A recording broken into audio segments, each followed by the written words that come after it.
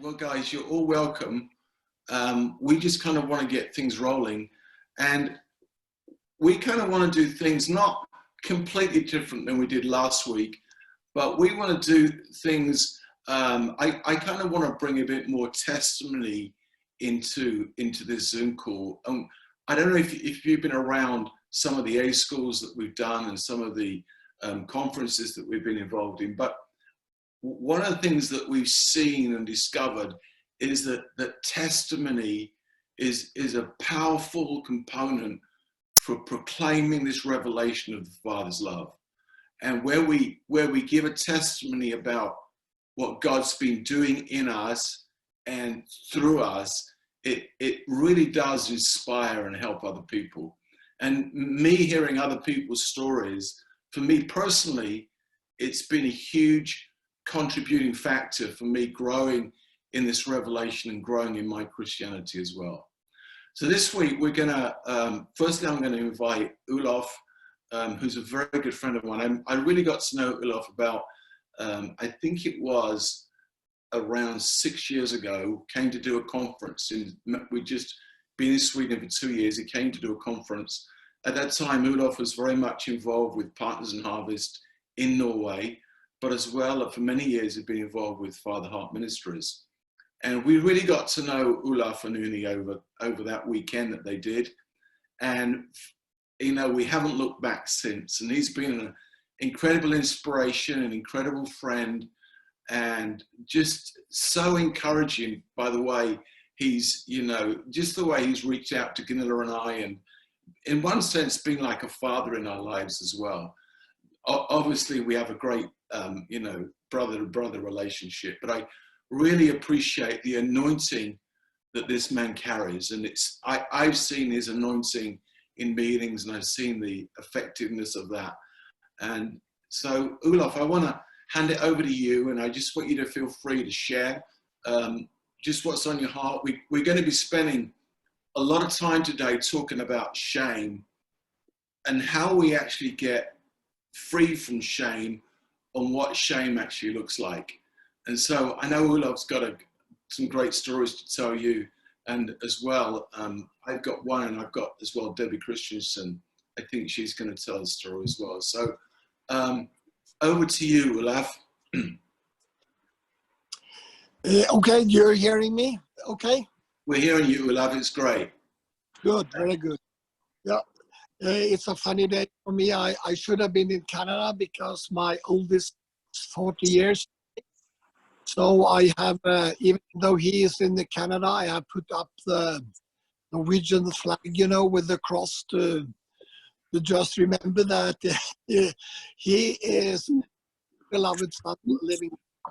Well, it's a funny time in many ways, but at the same time, it's a wonderful time for me, for us. It's kind of a reset time when you need to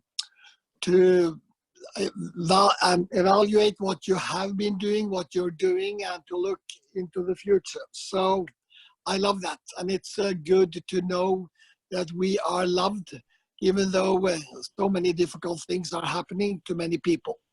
Honestly, for Uni and me, we are very well off, are really happy, have a good time, and it's not a problem really. And he has challenged me to talk a little bit about shame. And the funny thing about shame and in my life is that I was never aware of anything like shame in my life. That was not a word that was in my vocabulary for the first 40 years, maybe almost, of my Christian life. I've been a Christian, you know, for 56 years, so at least the first 45 years, because there was no focus on it, because also from my background as a Christian, as being a pastor and leader for all those years, almost since I was born again, there was no talk about the heart really, and the importance of the heart. The importance of the heart was not an important thing to talk about at all. And when you don't talk about the heart, you are really living very superficial in many ways. And I would say that is what I was like, because when you become a Christian and you know that Jesus died for you, he gave his life for you, and he saved you, so you end up in a feeling like there is a payback. You know, I have to pay back, and obviously you become a servant, which is good. So my life was a very servant-minded Christianity all those years, and there was never enough. I could never do enough, and that is, of course, also which I did not understand at all. That was a kind of cover-up for not really letting God knowing the real me. I was shame-based because, and I didn't know that. I mean, you like James Jordan. I remember he said that the first time he came to us 20 years ago. He said, "You don't know what you don't know before you know it," and that is really true. I had no idea what I did not know, because I didn't know my heart. I didn't know what was in my heart. All I knew was that I was striving, and I was fighting to be a very good pastor, to be successful, because that is also what shame does. Shame also has its root in guilt, of course, and you are fighting to be good enough. And I was fighting to be good enough, and success was so important. And when you are successful as a pastor, that's when your church is growing, and when finances are good, and people can see that you are a very, very successful pastor, which was really my life. And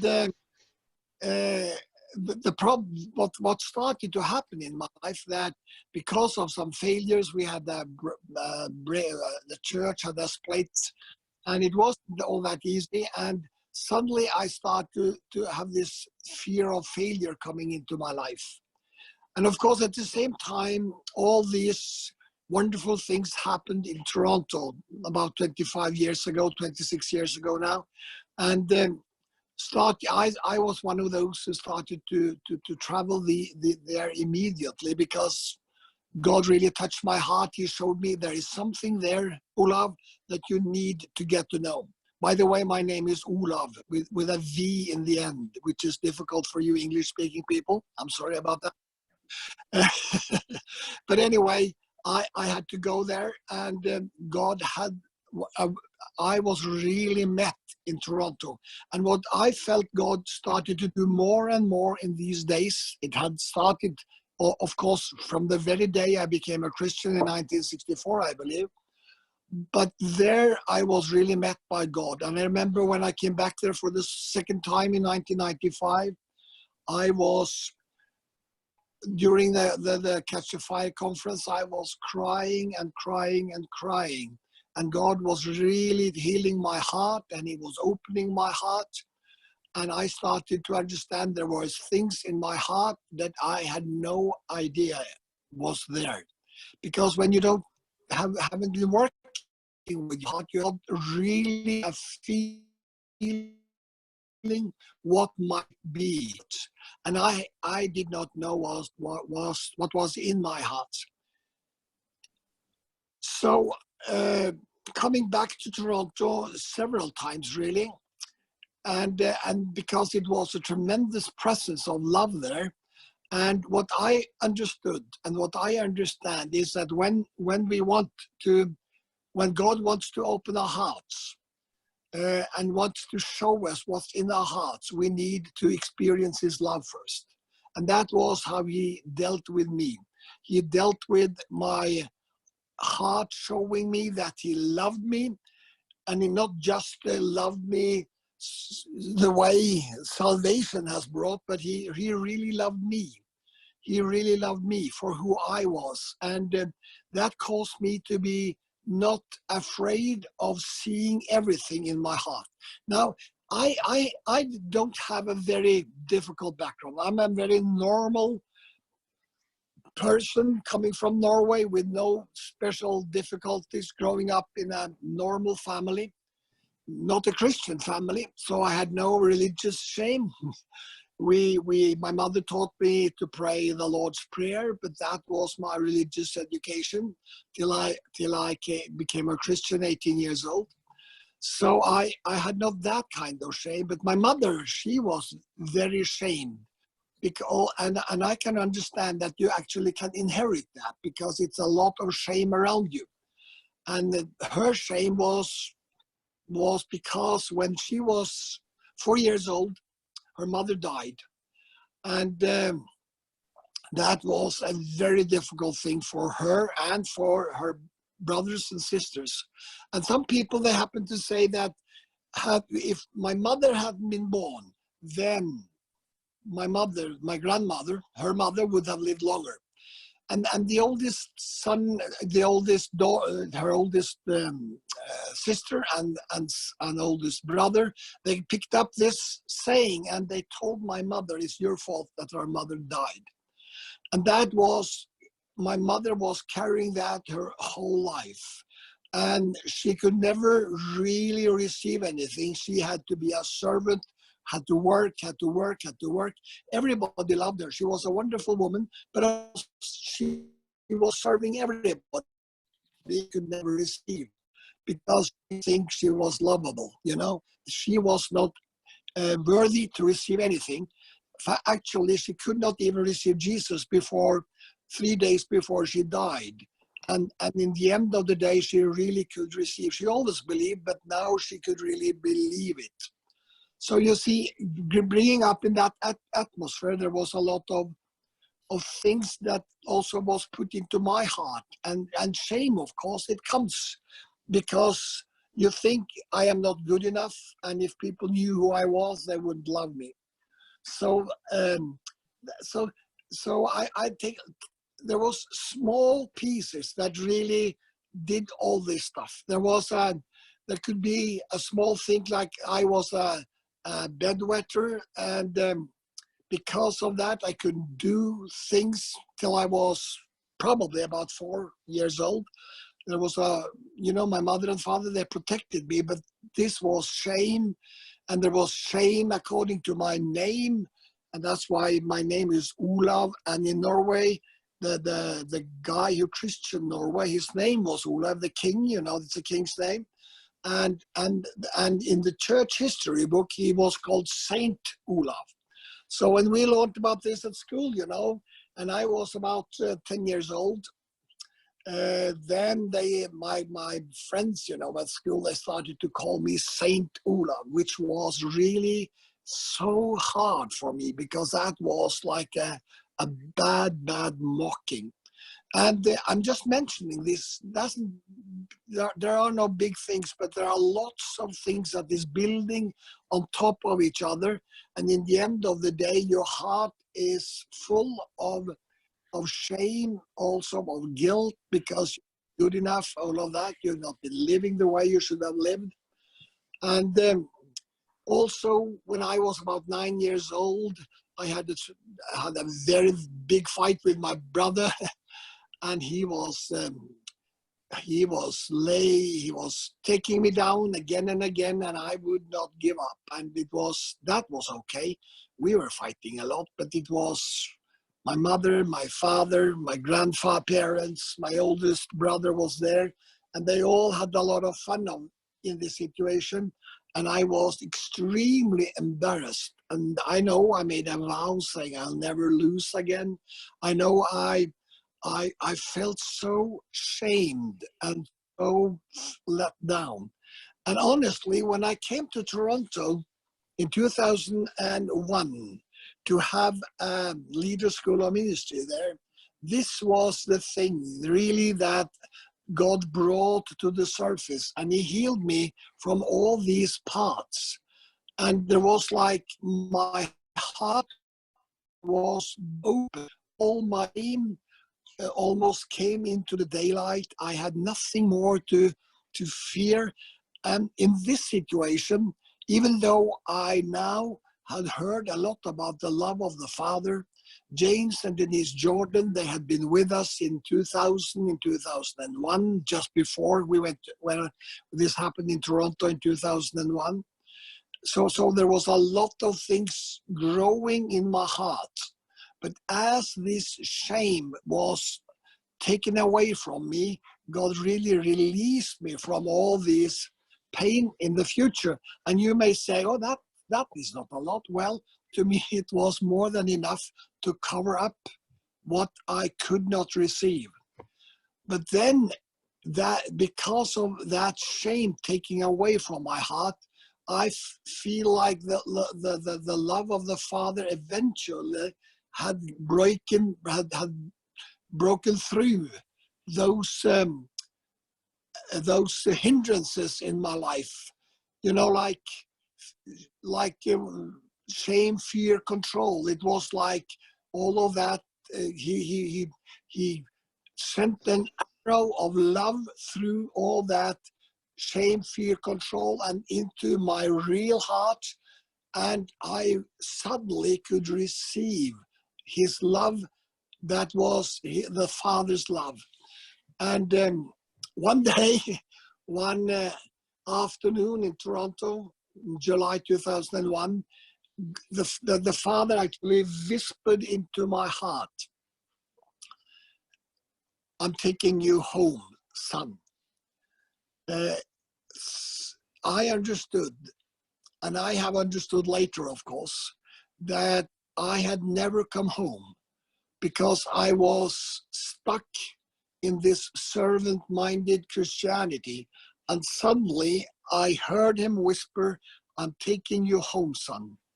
And I believed. And I believed.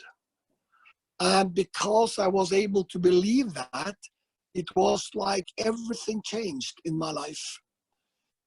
The coming home, it's, I mean, some of you may have heard this song, you know, say of this, what's her name again? Laura Daigle. You say, and then she sings, I believe. And it's all about that, really. For me, it was this whisper that I knew was the Father's voice, and I believed. I believed the two things I needed to hear. I'm a son, and I was taken home. And it was like the prodigal son, you know, the lost son coming home, not being a servant, but being loved. And from that very day, that Thursday afternoon in Toronto, I knew that I was a son. And it was a love that came to my heart, which made me understand with all of my being that I was loved for who I was and not for what I was doing.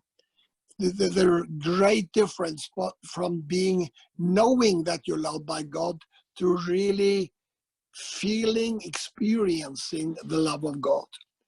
And that was a absolutely new journey that started 19 years ago. And of course, that has brought a lot of joy, a lot of peace, a lot of contentment into my life. But I mean, part of it was to get rid of shame, that the God was breaking through shame. And I started to understand, you know, that shame was important. For almost 40 years, 45 years of my Christian life, I had no idea about that was important. And suddenly I realized that when Adam and Eve was thrown out of the garden, they suddenly experienced, of course, because of they lost the Father, they rebelled against the Father, but they also received shame and all that, and that's been the part of the life we as Christians has been living. And most Christians, we live that way. We live without experiencing this love that is not because of what we do, but because of who we are. So that is amazing. And I love that. I love to be a Christian, and I love to sense the freedom in all this life. And actually being a Norwegian, you know, it's amazing because we really love freedom in this country. We've been occupied by and all of that, so we know what freedom is. And I love that freedom and getting the Father to really know your heart in every way, in the depths of your heart. That is freedom, because there is nothing, you have nothing to hide. You're nothing, you don't need to hide from anything. You're really free, and it's a wonderful thing. And I love every morning to sit here watching the beautiful view I have over the biggest lake in Norway here. And I enjoy that love of the Father coming every day, and knowing that he loves me even when I fail, even when I am not that person I should be at all. But still he is loving me because he loves me, not because of what I do, but because of who I am as his loving son. So shame, getting rid of it, it's quite important. And love, when love comes, we can allow shame to go. What a wonderful thing. Yeah. Amen. That's really great, Olav. Thank you.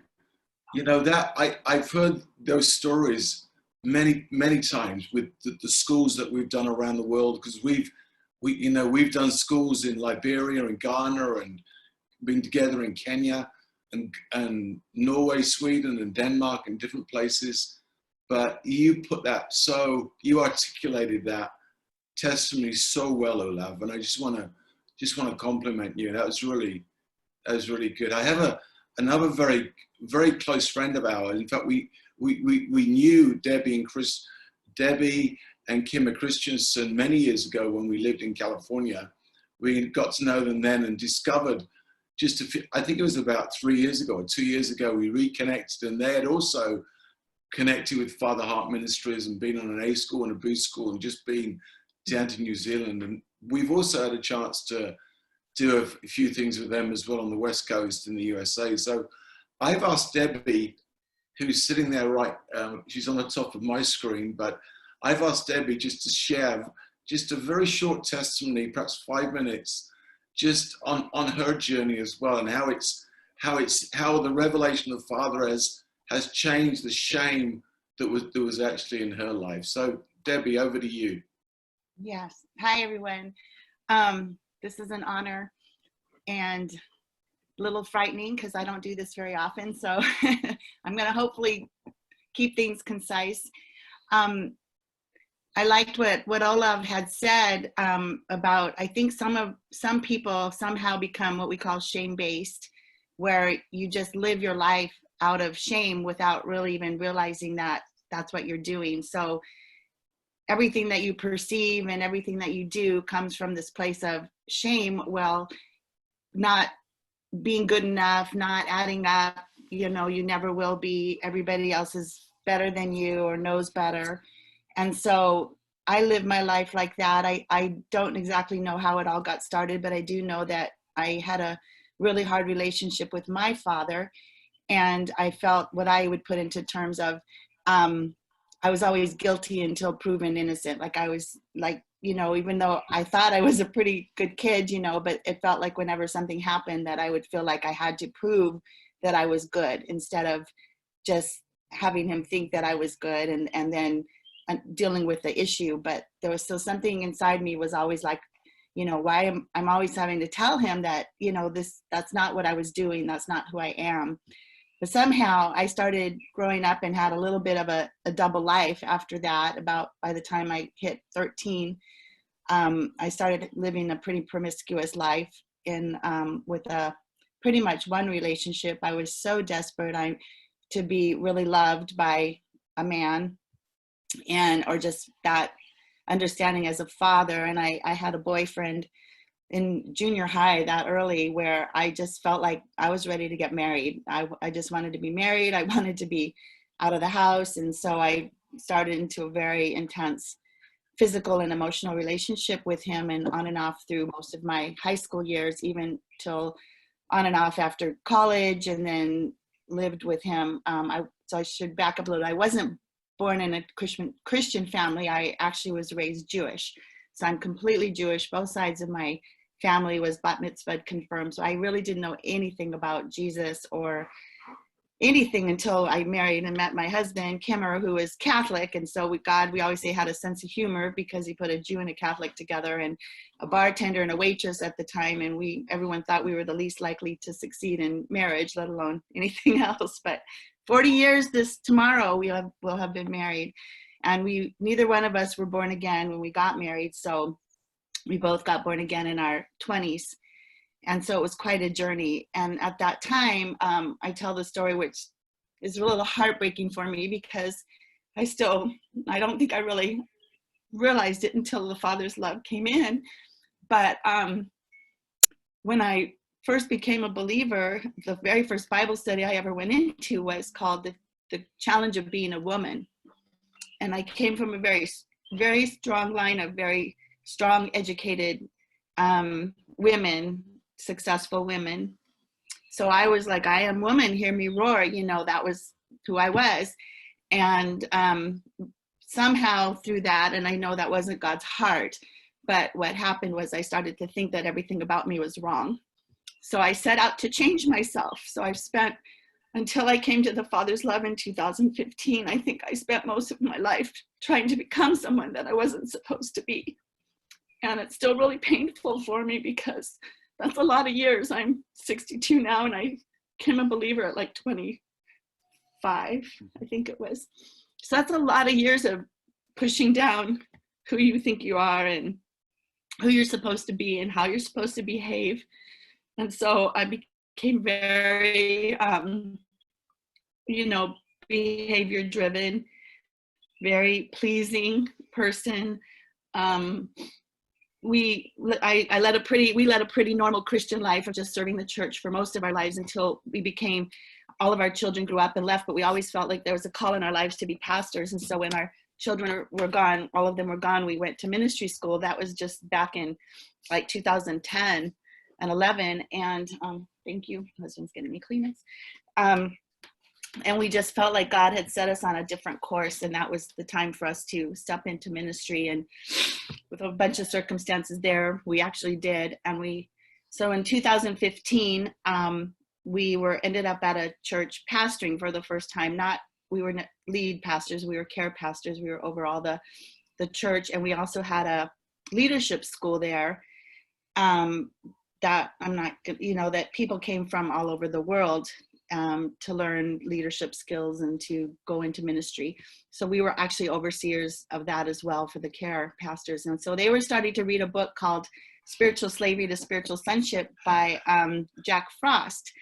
And so we thought, well, we knew what sonship was. Of course, we've been through, been Christians our whole lives in ministry and all of that. And so we just assumed that we knew. And so I told Kim, I said, maybe we better read this book just because they're reading it. We probably need to know what they're going through. So I read it and I was shocked. I was like, wow, I have no idea what it means to be a daughter. And then I told him, and he read it, and the same thing, and that started a journey. And a good friend of ours had told us about Father Heart Ministries.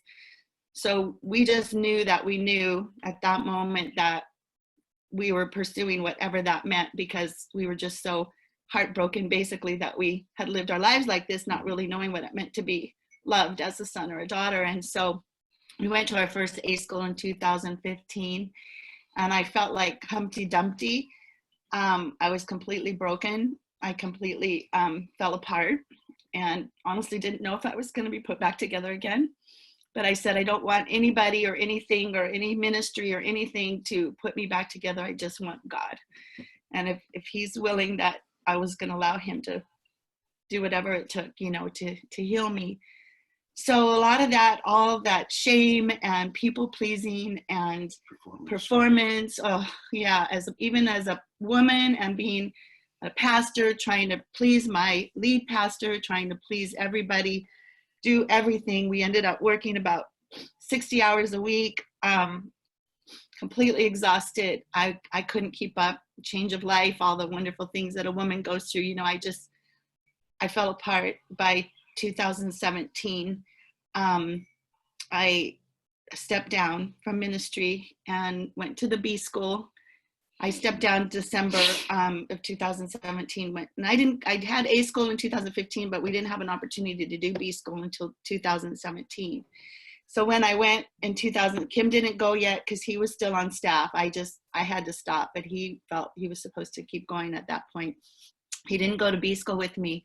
So I went by myself, and that's where I learned a lot about the tree of knowledge of good and evil, and this whole thing about, you know, really living the servant lifestyle. Because what happened was, where a lot of the difficulty for me came, was that our church was a sonship type of a church. They taught sonship, but what I realized that they were teaching it from the servant perspective, or the tree of knowledge of good and evil, instead of from the tree of life. And so I was so confused and so distraught. My shame was getting worse. I was the head of Sozo ministry. If any of you are familiar with that, is what Sozo is. It's a lot of deep healing, inner healing. I'd had a lot of inner healing, a lot of deep prayer, a lot of this, but a whole nother aspect of that is I also carried a lot of anxiety and fear in me, and I could never get rid of that through this whole time either. It was like, it started in my 30s where I had started major anxiety attacks.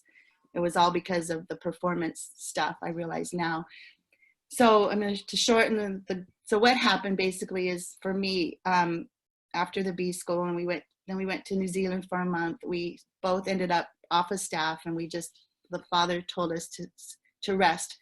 We rested. I mean, I got tired of hearing everyone say that about for 6 months, and we were just resting and receiving, because he told us that neither one of us knew how to receive, that we only knew how to give. And unless we were going to learn how to receive, we couldn't go back out there. We were going to repeat the same thing was going to happen. So we did, and neither of us knew what it meant to have a father who loved us. So for me, the healing process really began when I was actually able to say to the father, I don't know what it's like to have a father who loves me and cares for me in appropriate ways. So I need you to show me, because I don't know what that even looks like. And Kimmer actually prayed the same prayer, because he didn't either. You know, we both came from divorced, dysfunctional families. And but that began the journey of healing for me. And I have to say, I still battle with anxiety at times, but not like I did, because I know now that I receive, I know how to receive love. He has come in. Father has begun to love me back to life. He's loving me, that little girl that didn't have to please everyone or perform or have to explain herself all the time. He just gets me. He accepts me. He tells me he loves me now. I know how to hear him, and I know how to receive it. I know how to let it, to sit in it and enjoy it. It's taken a lot of work. It's 2020 now, right? So from about 3 years now, we've been growing in this, and it's been wonderful to work with Andy and Ganilla and to be on some of their teams, just staff. I remember the first time I went to A school and I saw the people raise their hands that they had been there so many times. I'm like, oh my gosh, like, did they not get it the first time? I don't get this.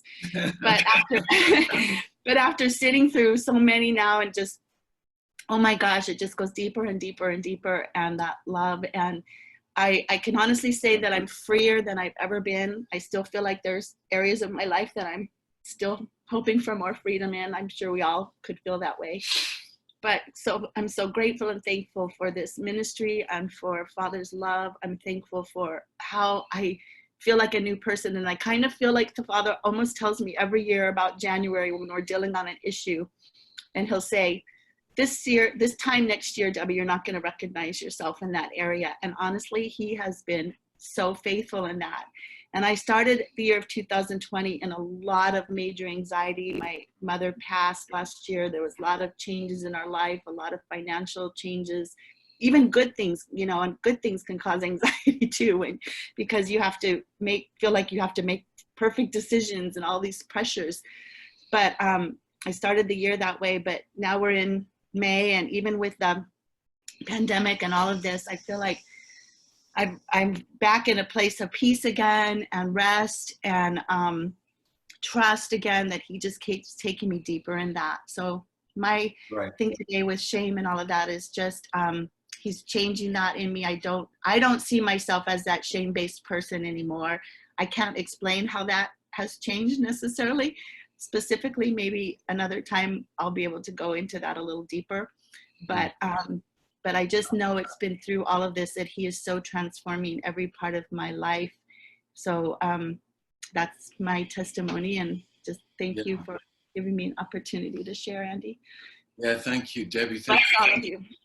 I really sense that, you know, that was so powerful and strong, Debbie. I really, you know, we really do appreciate you being vulnerable, and it's not, you know, it's not like we you know, we try to put on tears or make tears up. It's very real things that are actually going on in our hearts because of what the Father is actually doing. And I sense right across this Zoom meeting this afternoon, God is really, you know, doing something and starting to uncover something actually in people's hearts. And I think I just want to kind of draw this together and just kind of bring it together, and perhaps we just have a little bit of ministry at the end. Well, one of the things that I've really seen in my own life, because it was probably about 10 years ago that I had such a revelation that one of the biggest struggles that I faced for many, many years, I was brought up in England, you know, spent a lot of my childhood in Eastbourne down on the south coast of England, and brought up in a Christian home. And it wasn't until about 10 years ago that I realized that one of the biggest struggles that I'd faced for many, many years was shame. And that was all to do with what I felt about myself. I felt like I was inadequate. I felt like I was faulty. I wasn't good enough. I couldn't meet the mark like it was expected of me. And so that was a struggle for me. And I never could get through that. I never could get around it or free of it. And so for me, when the love of the Father came, it was a really beautiful thing. It was just an amazing thing. And I'm having a revelation for the first time in my life that God really is my Father. But at the same time, the kind of other side of the heart, where there's almost a shadow, my heart still felt like, you know, I don't accept myself. I don't like who I am. I don't appreciate who I am. So on the one hand, love is coming. Love is being revealed to me. And on the other side is, well, I still don't feel happy about who I am, who God's actually made me to be. Until I started to understand that what happens when this revelation of love comes is that one of the things that the Father does in us, it's almost like he recalibrates our identity. And he does that in two ways. One way he does it is, firstly, he shows us who he is, which for all of us is just a startling revelation, and something that we've been really looking for and longing for all our lives, that we discover who God is as Father. We have a revelation, and that brings such an incredible imprint into our hearts and lives, and it changes our Christianity. But another thing that happens as a consequence to that, we start to see who we are in the light of who he is. So it's almost like love redefines and recalibrates for us actually who we are. And we come to this understanding, hang on a sec, we're no longer slaves, but we're sons. It's amazing what Olav said. It was like he was listening to the call that we did last week, but he almost said it word for word, some of the things that we were talking about last week. So love actually comes in to recalibrate who we are, because what shame is, it's a form of identity. Obviously it's a negative form, and it's seeking to define to us who we're not who we are, but who we're not. It's the same ways you're not good enough. You don't meet the mark. You know, you're not worthy, as it were. And so that revelation of who we are, that identity, gets recalibrated literally by the love of the Father.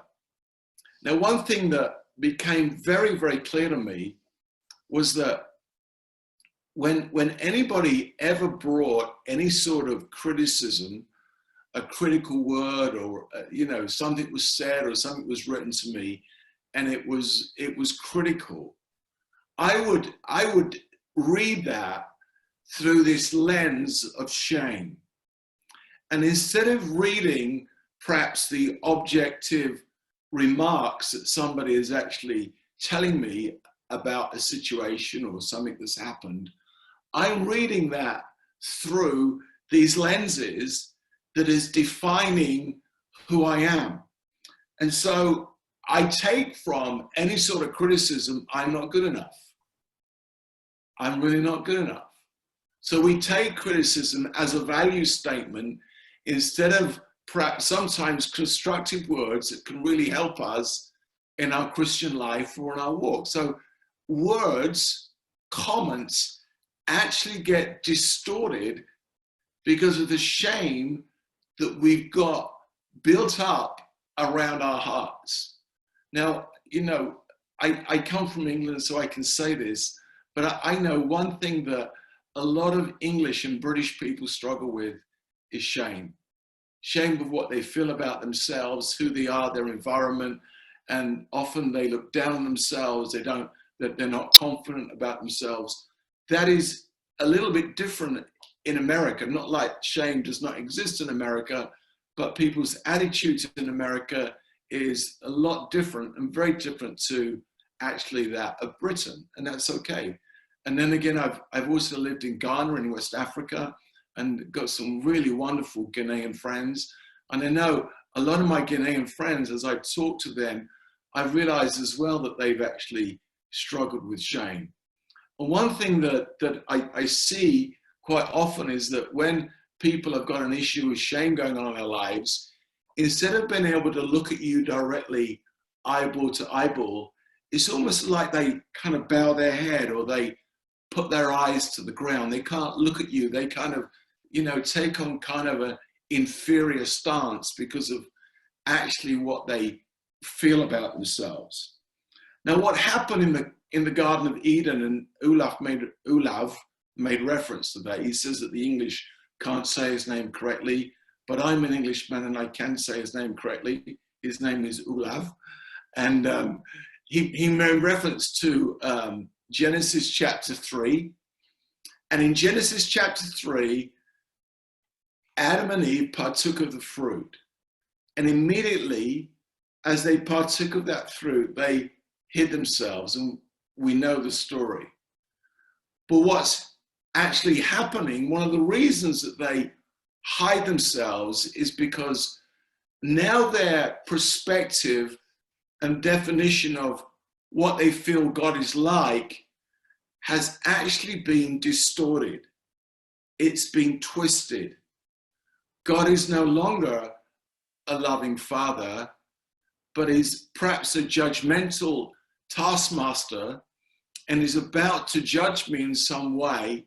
So my best hope of recovery from this situation is to hide myself. So they take the fig leaves and they make underwear, etc., as coverings, because now something in their world has been twisted and has actually been distorted, and God is no longer allowed into their world, but their perspective of God has actually been distorted. It's been twisted as a consequence of their sin. Olav made reference to this, but we see three things happening here. There's shame has happened, and they've redefined who they are in the light of who God is. They're afraid. As she says, they were afraid and sewed fig leaves together. So there was shame, there was fear, and the fig leaves were very symbolic of us trying to control our environment. And that's what we do. We defend ourselves to control our environment because of the feeling of unworthiness and shame that we've actually got existing within our hearts. And I do that. I've done that many, many, many, many times. And so people say, well, you know, how do we get free from this? How do we walk to a real place of freedom?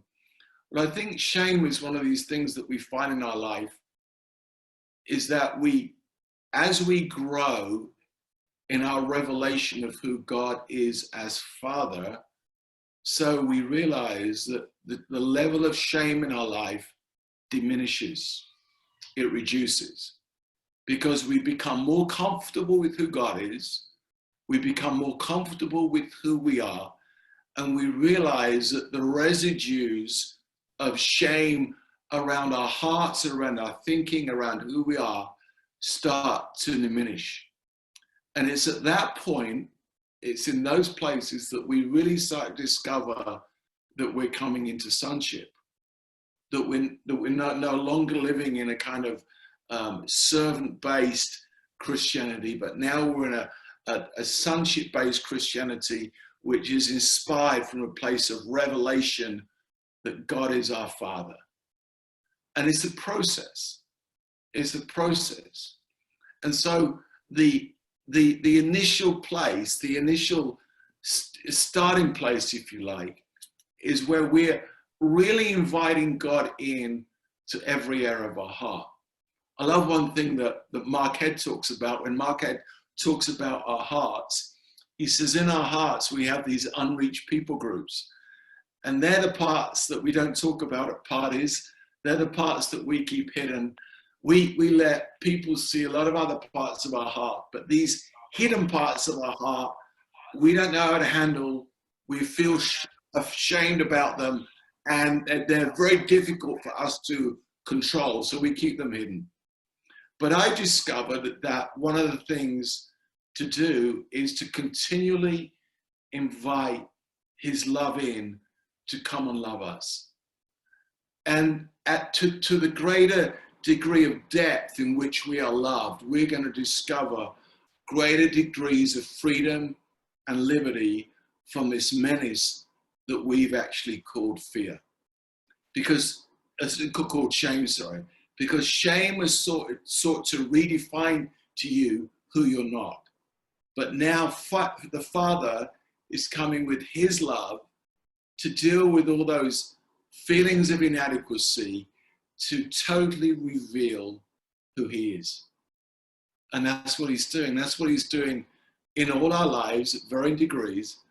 And that the outworking of that is really going to bring us to a place of sonship, to really knowing what it is to walk as sons.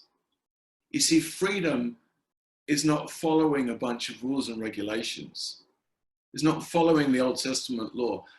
Freedom is really all about knowing the Father and let the Father live in us and letting the Father live through us. That is what freedom is. Doesn't mean to say my life is perfect or your life is perfect, but that really is what freedom is. And so I just want to spend a few moments just praying and just really inviting the love of the Father just to come deeper into these areas in our heart, and just to bring a deeper understanding of who he is, because it's that unlocks the shame. It's that brings us into a place of freedom. And Olav, you feel free if you want to pray, you just go ahead and pray as well. So Father, I just thank you for all these wonderful, wonderful people just hearing and just drinking in as we've been sharing. I sensed your anointing, and I just sense your love just moving, whether it's in America or Europe or Africa or Asia or Pakistan. I just sense that you're just moving, and you're actually touching something this week that is so it's so important for you, because you just want to reveal a deeper sense of who you are in us. And I thank you for that. And I just ask you, Father, that you would just go deeper and go into those hidden people groups, into those places that we don't talk about at parties, but we would just have the courage to give you an invitation just to come into those areas that we would truly find what it is to be free from this thing called shame, and to fully know what it is to walk as a son.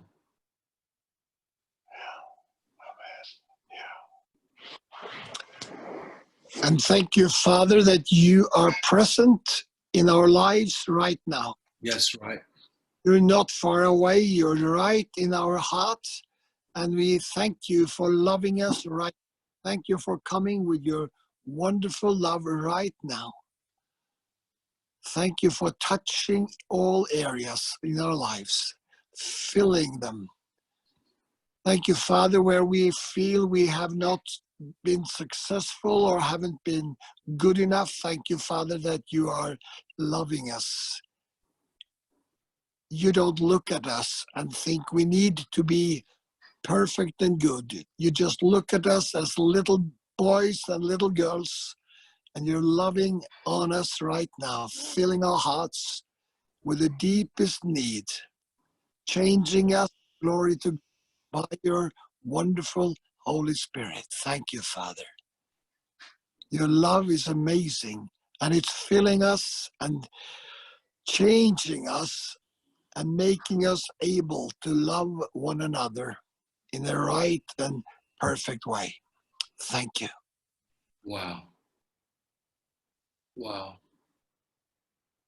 I just see, I look at everybody's faces, just wherever you are in the world, and I can just see the Father's really been just speaking to you and just ministering to you. And it's really precious, isn't it? It's really precious. I actually believe that it broke the heart of the Father when Adam and Eve had to be expelled from the garden, because the Father just longed to be with his children. But when Jesus says, I will not leave you as orphans, that was, I believe that was the cry of God that had been echoed right throughout the centuries, because the greatest hope that the Father had was that one day Jesus would step into this world as a son and bring those that were lost back to him. And that's a beautiful thing. And so he says that today, I'll no longer leave you as orphans, but he will come to you. He will come to you. That's a really, really beautiful thing. So Father, I just thank you. I thank you for what you're doing in us and what you're doing through this medium called Zoom, that we're able to minister to people around the world in a few moments from a little town in Sweden. So we just thank you, Father. You're just so good. Wow. Wow. Wow. I just feel such a strong sense of his love all around me right now. Do you sense the same thing, Olav? Very good. Very good. I love that. Wow. Hallelujah. I just want to say this, is that we record these sessions, and you know, I actually think that this is not pumping myself up, but I think what we're sharing this week really is like gold, and honestly, it's got so much value for people. When they get hold of this is the greatest gift of freedom that many people have found. And so what we do is we record these, and Scott, my good friend in Nevada, he uploads them to our YouTube channel. And our YouTube channel is called Revival of the Nations. Perhaps you could just put that up on the screen, Scott, could you? It's coming up on the screen in just a moment. And you can go to YouTube, that's our website. Okay, just on the YouTube channel there. Okay, that's the YouTube channel, there you go. And you can actually subscribe. So you see there, this is the Coming Home one we did last week. The week before we had Peter on, and the week before that, etc., etc. So every week we're uploading this, what we do, this Zoom call, put it on there so you can share it with your friends, you can watch it again. I know something like what we talked about today is something that people will probably go and watch back again, because I think a number of really important key things were actually shared with us. Also, I want to show you our Facebook page. We actually put, here's our Facebook page, which is a page, not, you know, Revival of the Nations, Andy Glover. And we put all our A schools on here, but we also upload, when we've done the video, we actually upload it and actually put it on there. And you can like that page. So anytime a notification comes on, you can actually go on there and see. You know, we're putting videos on there. We put short testimonies on there. The schools that we're doing, conferences that we're doing, we all put on the Revival of the Nations page. It's all there. Like it, and then you get all the updates. And of course, we're very much a part of Father Heart Ministries. And then we've got our website. Perhaps you could just click on here's our website. There's a link there to our YouTube channel and our Facebook channel. And also there's a link there to give if you want to make a donation. We live by faith. We trust God for our income. And just as we scroll down, Scott, you can actually see there updates that we put on Facebook, YouTube channel, and a little bit further. And there's the bit about Father Heart Ministries that we really link with as well. So we're going to do, thank you, Scott. You can turn that off now. We're going to be doing this every week, every Saturday at this time. If you're in California, it's 8 a.m. If you're in Sweden, it's 5 p.m. If you're in South Africa, it's probably what, 6 or 7 o'clock in the evening, 5 in the evening. Wow, I got that right. That's amazing. And and in Ghana, I know it's probably like 4 in the afternoon now. It's 2 hours back from Sweden. The people in Pakistan, it's getting late now. It's getting up there 9 o'clock in the evening. Hi, Christopher from Abbotsabad. There you go. Good to see you. So we're going to be doing this again next week at the same time. Just one last thing to say is that we send out an email about our updates, about these calls and about other things.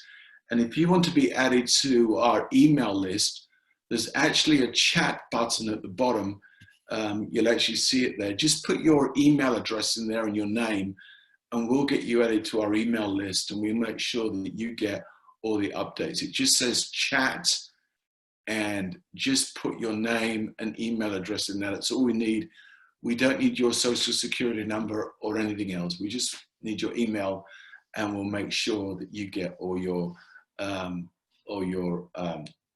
the information that we send out. Next week, I'm actually going to have some more stories as well, people sharing.